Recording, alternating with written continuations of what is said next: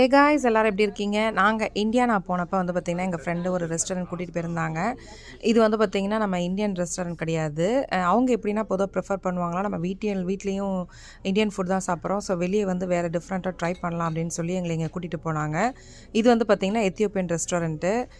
இங்கே வந்து என்னென்ன ஃபுட் வந்து நாங்கள் ஆர்டர் பண்ணியிருந்தோம் பார்த்திங்கன்னா, தோசை மாவே வந்து கொஞ்சம் நல்லா புளிக்க வச்சு நம்ம ஒரு ஆப்பா பதத்துக்கு ஊற்றினா அப்படி இருக்கும். அந்த மாதிரி இவங்க ஏதோ ஒரு மில்லட் ஒன்று வச்சு அதை 3-4 நாள் புளிக்க வச்சு பாரம்பரியமாக சில டிஷ்லாம் செய்வாங்களோ அந்த மாதிரி செஞ்சு கொடுக்குறாங்க.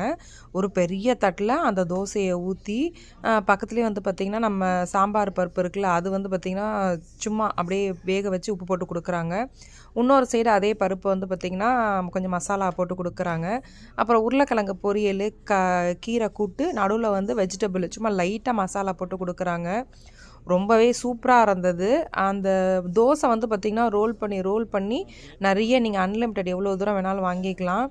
இதுதான் அவங்க ஊர் பாரம்பரியமான டான்ஸ் போல் இருக்குது. ஸோ அந்த டான்ஸ் வந்து பார்த்திங்கன்னா நல்ல ஷோல்டரை ஆட்டி நல்லா டான்ஸ் ஆடுறாங்க. அது பார்க்குறதுக்கு ரொம்ப ஈஸியான ஸ்டெப் மாதிரி இருக்குது, ஆனால் பயங்கர கஷ்டமான ஸ்டெப்பு. நீங்கள் நேரில் பார்த்தா தெரியும். முடிஞ்சால் யூடியூப்பில் கூட சர்ச் பண்ணி பாருங்கள்.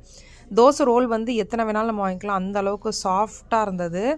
இது ஒரு ஹெல்தியான ஃபுட்டுன்னு சொல்லுவேன். நீங்கள் வந்து வயிறெல்லாம் கெட்டு போகாமல் ரொம்ப சென்சிட்டிவாக இருக்கிறவங்களாம் வந்து பார்த்திங்கன்னா இந்த மாதிரி ஃபுட்டு சாப்பிட்லாம்.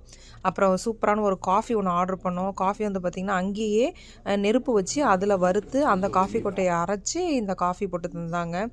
நல்ல ஸ்மெல்லு சூப்பராக இருந்தது. என் பையன் வந்து நானும் ட்ரை பண்ணுறேன்னு சொல்லி அவன் கொஞ்சம் வாங்கினான். குடிச்சிட்டு அவன் திரும்பி என் கையிலே கொடுத்துட்டான். ஏன்னு கேட்டிங்கன்னா அது வந்து கொஞ்சம் கசப்பாக இருந்தது. குடிச்சு முடித்ததுக்கப்புறம் தான் அந்த இனிப்பே வந்து தெரிஞ்சது. ரொம்ப நல்ல சூப்பரான காஃபி, நல்லா இருந்தது. போன எக்ஸ்பீரியன்ஸுமே ரொம்ப சூப்பராக இருந்தது. இவங்க கூட போகலன்னா கண்டிப்பாக நாங்கள் இதை ட்ரை பண்ணி பார்த்துருக்க மாட்டோம். நீங்கள் ஒரு தடவைனாவது ட்ரை பண்ணலாம். உங்கள் ஏரியாவில் எங்கேயாவது எத்தியோப்பியன் ரெஸ்டாரண்ட் இருந்தால் போய் இந்த டிஷ் ஆர்டர் பண்ணி சாப்பிடுங்க. ரொம்ப சூப்பரான ஹெல்தியான டிஷ்ஷு. உங்களுக்கு ஆயில் மசாலா அந்த மாதிரி எதுவும் இல்லாமல் நல்லா சூப்பராக இருக்கும். நாங்கள் எல்லாம் எங்கள் ஃப்ரெண்டு கேரமன் வச்சுருந்தாங்க, அதில் வந்து எல்லோரும் சேர்ந்து போனோம். நல்லா வம்பிழுத்துக்கிட்டு சூப்பராக போனோம். பசங்களை வம்பிழுத்துக்கிட்டு அந்த மாதிரி ஜாலியாக போச்சு அந்த டேவே. அடுத்த வீடியோவில் பார்ப்போம். பாய்.